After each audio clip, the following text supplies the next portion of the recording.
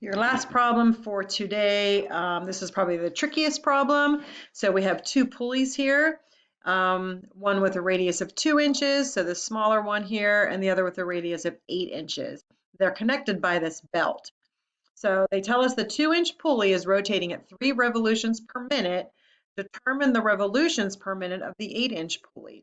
So the key to this problem was to recognize that both of these are going to have the same linear speed, because if they're pulling this belt is turning at the same rate whether it goes around the little pulley or around the big pulley. So if we could find the linear speed of the smaller one, then we can actually set that equal to the formula for the linear speed of this one. But then, and since we don't know the revolutions, what we will do is let x equal revolutions, and then we'll end up solving for that. Okay, so the linear speeds are the same. So since we have all the information we need for the 2-inch pulley, then you go ahead and find the linear speed of that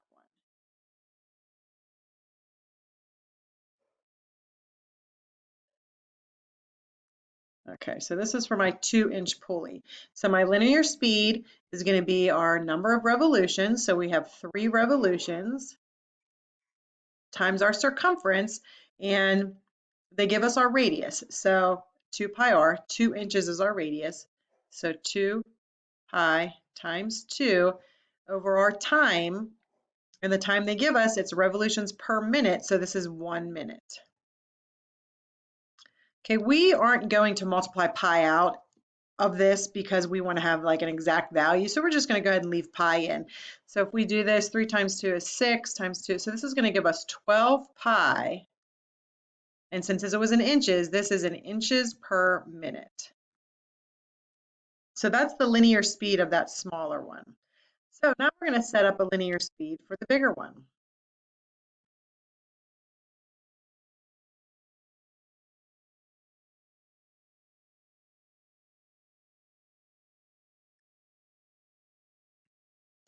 Okay, so number of revolutions, well, this is what we don't know. This is what we're looking for, right? We're going to let x equal the number of revolutions. So we're going to go x, number of revolutions, times the circumference of this circle here. So it's going to be 2 pi times our 8 inches. And since it's at the same rate as, the linear speed of the smaller one, it's going to be still revolutions per minute.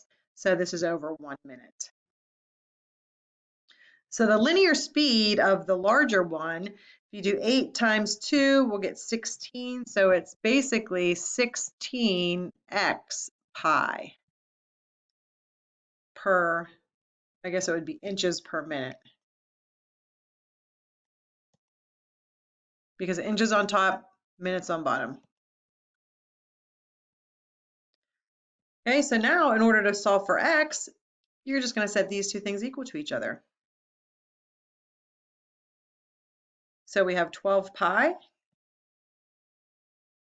and that's inches per 1 minute, so that's over 1. And this is inches per 1 minute, so we don't even need to make it a fraction. And then you solve it. So hopefully you can see that you can, cancel the pi's off because it would divide right out. Divide both sides by 16. And we end up with x equals 12 over 16. Reduce that down to 3/4. So it's 3/4 of a revolution per minute. Sorry, I'm trying to be neat. It's very difficult. So, okay.